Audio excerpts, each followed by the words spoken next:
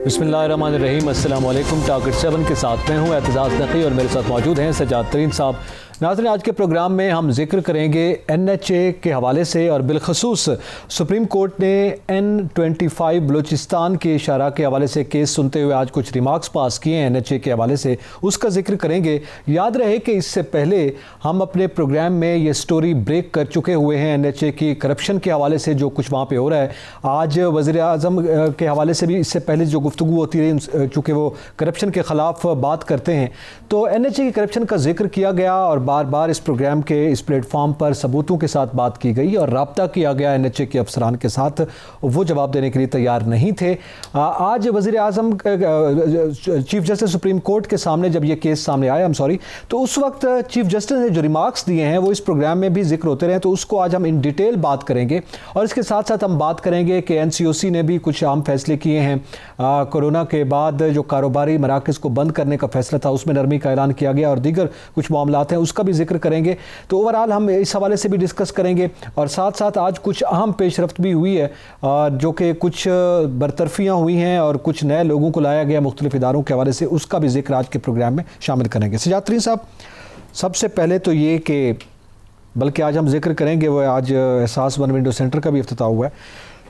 ये NHA का case आपने एक स्टोरी ब्रेक की थी और हम 2-3 एपिसोड्स बाकायदा अपने प्रोग्राम में NHA के हवाले से ज़िक्र करते रहे हैं।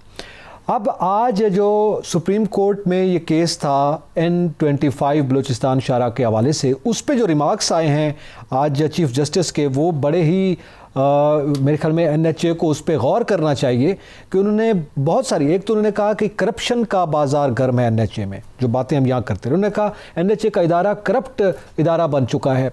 उन्होंने ये भी कहा कि यहाँ के ठेकेदार जो हैं, जिनको ठेके दिए जाते हैं, वो माल बनाने में मसरूफ़ हैं। रोड एक्सीडेंट्स के हवाले से बाकायदा उन्होंने NHA से रिपोर्ट तलब की है कि बताएं कितने रोड एक्सीडेंट्स हो चुके हैं। उन्होंने खुद भी कुछ फिगर्स पेश किए हैं रोड एक्सीडेंट्स के हवाले से और साथ ये रिमार्क दिया है कि जितने भी रोड एक्सीडेंट्स में लोग हलाक हो चुके हैं या जाँ बहक और शहीद हो चुके हैं, तो उनका खून भी NHA के हाथों पर है। आज बड़े सख्त रिमार्क्स सुप्रीम कोर्ट में चीफ जस्टिस साहब की जानिब से सुनने को मिले हैं। देखिए, मैं बात यह नकी साहब, जब मैंने ये कहा था कि NHA में अरबों रुपए की करप्शन हो रही है और वो मैंने सबूत भी लहराए थे और मैं बार बार कोशिश करता रहा कि NHA के अफसरान से बात हो चुके और कोई जवाब देने के लिए तैयार नहीं था।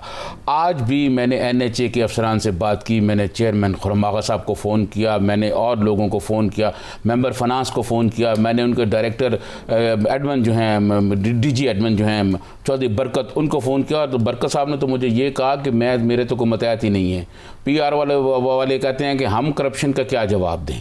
ठीक है जी, ये है NHA के उनकी हालत के जी हमारी जवाब आप नशर नहीं करते। हम आज भी हाजिर हैं, वो आएँ, आज बताएं, कल बताएं। कल तो ये जो आज केस डिस्कस हुआ है, आज बहुत सारे डॉक्यूमेंट्स मेरे पास हैं, लेकिन वो डॉक्यूमेंट, क्योंकि प्रोग्राम हमारे पास टाइम कम है, मैं वो बलूचिस्तान की सारी आपको बताऊंगा कि बलूचिस्तान में अरबों रुपए की करप्शन हुई है। वहाँ अवैस क्या करता रहा है, एक डिप्टी डायरेक्टर, एक टेक्निकल हेड होता है जो चेयरमैन के साथ होता है और वो कोऑर्डिनेट करता है चीज़ों को, उसने कैसे अरबों रुपए कमाए हैं। फिर लाहौर में नुमान एंड कंपनी ने, जो जैसे आज उन्होंने कहा कि ठेकेदार माल बना रहे हैं, वहाँ नुमान एंड कंपनी क्या करती रही है। हाजी रफीक नाम का एक आदमी है, वो क्या करता रहा है, नुमान एंड कंपनी कैसे अरबपति बनी और उसमें कौन कौन जो है NHA का अफसर मुलव्वज़ है, कौन कौन उसका पार्टनर है।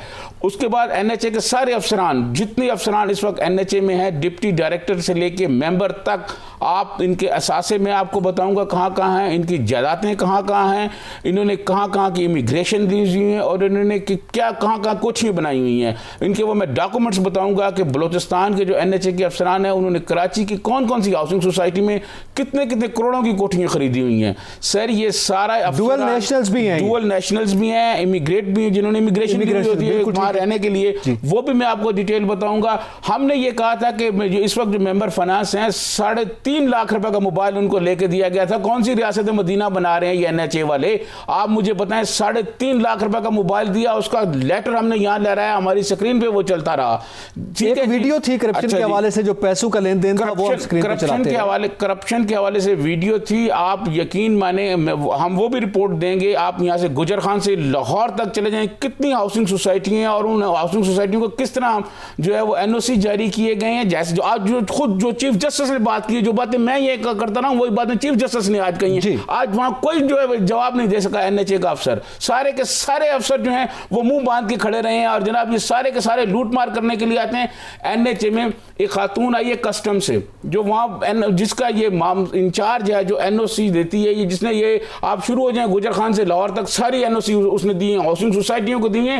अरबों रुपए के इसमें करप्शन। इस पर मैं वो रिमार्क्स पढ़ देता हूं जो आज चीफ जस्टिस की जानिब से सामने आए हैं। वो कहते हैं एक तो हाईवेज के अतराफ में दरख्त तक मौजूद नहीं है, फिर दुकानों और होटल्स के को आपने लीज पे दे दिया हुआ है और उसका कोई रिकॉर्ड इनके पास नहीं है। जो एडमिन इंचार्ज एनएचए के आज वो पेश हुए हैं एहसान साहब, उनके पास कोई जवाब नहीं था। जब उन्होंने फिगर्स पूछे चीफ जस्टिस साहब ने तो उनके पास उसका कोई रिकॉर्ड नहीं था। उन्होंने रिपोर्ट तलब की है कि एनएचए हमें ये रिपोर्ट दे कि एनएचए और शाहराहों पर जितने एक्सीडेंट्स हुए हैं उसमें कितने लोग मरे हैं और उसकी वजूहत क्या है, उसकी रोडों की खस्ता हाली है। एनएचए में अरबों रुपए की करप्शन होती है। अफसरान जो हैं वो डेपुटेशन पर जहाँ आ जाते हैं। मैं जिसकी बात कर रहा था, एक खातून आई हुई है, कस्टम से आई हुई हैं और उन्होंने जितनी एनओसी की हैं ये सारी चीज़ें अब आगे कोर्ट में भी आएंगी, नैब में भी आ रही हैं। नैब आपको पता है इस पर बहुत ज़्यादा इंक्वायरी कर रहा है। बहुत सारे वो हमसे भी चीज़ें नैब वाले जो हैं वो कहते हैं कि ये डॉक्यूमेंट्स कहाँ से लिए, ये भी दें ये भी दें। मैं ये आपको अर्ज़ करूँ कि एनएचए में जो बलोचिस्तान की आज सूरत हाल डिस्कस हुई है, बलोचिस्तान में इन्होंने एक डिप्टी डायरेक्टर के हवाले किया होता सारा कुछ। कल वो पूरा मैं रिकॉर्ड के साथ लेटर के साथ बताऊंगा कि उसने कितने किया था। फिर इन्होंने एक जीरक कंपनी बनाई, उस जीरक कंपनी को नेस्पाक और दूसरी जो नेस्कॉम जितनी बड़ी बड़ी कंपनी है उनसे बड़ा कर दिया गया। वो सारी की सारी नेशनल हाईवे के अफसरान की थी। फिर क्या हुआ, अशरफ ताड़ल साहब जो एक करप्ट आदमी है, नवाज शरीफ दौर में जिनकी करप्शन के प्राइम मिनिस्टर इमरान खान कहते रहे जी बड़ी करप्शन है, बड़ी करप्शन हुई है जी, वो अशरफ ताड़ल साहब एनएचए के चेयरमैन भी थे और सेक्रेटरी मवासलात भी थे। वो मुस्लिम लीग नून के तमाम बड़े प्रोजेक्टों में थे। अरबों रुपए की उन्होंने करप्शन की। पिछले दिनों वो आके मौजूदा जो चेयरमैन है इनसे मिले और इनको कहा कि नैब को कोई डॉक्यूमेंट्स नहीं देना हमारे बारे में, नैब को किसी किस्म के कागजात नहीं देने। अच्छा। नैब वाले लेटर लिख लिख के जो है वो बेचारे हलकान हो गए, रोज लेटर लिखते हैं कि जी फलां दें फलां दें फलां दें, कोई नहीं देते। चौधरी बरकत नाम का एक आदमी है, एडमिन जनरल मैनेजर बना हुआ है, उस पर इल्जाम है कि वो अपना क्या नाम है वो नैब कासद भर्ती हुआ था। वो कैसे बन गया तरक्की करके, उसकी वजह तो बताएं कि कैसे बन गया है। 10 दफा हमने उसको कहा है कि भाई आपके बारे में ये कहा जा रहा है, आप ये बताएं, अपनी वजाहत करें। और फिर वो 78 लोग जो सुप्रीम कोर्ट ने कहा था कि जनाब इनको निकाल दें, उनके एक्सपीरियंस लेटर जो है वो मौजूद नहीं है। उनके एक्सपीरियंस लेटर जैली एक्सपीरियंस लेटर हैं। उनमें से कोई जनरल मैनेजर बना हुआ है, कोई डायरेक्टर लगा हुआ है, कोई क्या लगा हुआ है। वो एक मैं समझता हूं कि ऐसी करप्शन है कि जो आज इश्यूज चीफ जस्टिस साहब ने उठाए हैं, हम तो यहाँ कहते रहे हैं, हम यहाँ कहते रहे हैं कि जनाब ये करप्शन हो रही है, बलोचिस्तान में करप्शन हो रही है, पंजाब में करप्शन हो रही है, सिंध में करप्शन हो रही है। नेशनल हाईवे बुनियादी तौर पर एक करप्ट लोगों का इदारा है और वहाँ एक जो भी नया चेयरमैन आता है, पहले सिकंदर कयूम साहब थे, जब हमने स्टोरीज की वो तब्दील हो गए। फिर उसके बाद जो मेंबर एडमिन जो है वो बुजदार साहब को लगा दिया गया, इनको हटा दिया गया कि जी आप चले जाएं। अजहर साहब के पास, अजहर साहब इस वक्त फाइनेंस में हैं और आप यकीन माने कि जब वो पहले उनके पास एडमिन के चार्ज भी थे और उनके बारे में भी कल मैं बताऊंगा कि उन्होंने किस तरह लोगों को, वो लोग उनके इर्द गिर्द आए और किस तरह सूरत हाल उन्होंने मैनेज की। ये एक नहीं है, ये पूरा ग्रुप है। ठीक है, जो वो माफिया जिसका जिक्र किया जाता है, वो माफिया उनकी नाक के नीचे ये सारा काम कर रहा है। पंजाब में क्या कुछ करते रहे हैं, ये अरबों रुपए के ठेके जो हैं ये फर्जी नामों पर दे के, और नोमान एंड कंपनी जो है, नोमान एंड कंपनी, इसमें कौन कौन नेशनल हाईवे का अफसर पार्टनर है, ये नोमान एंड कंपनी में क्या क्या होता रहा है वो भी हम आपको बताएंगे।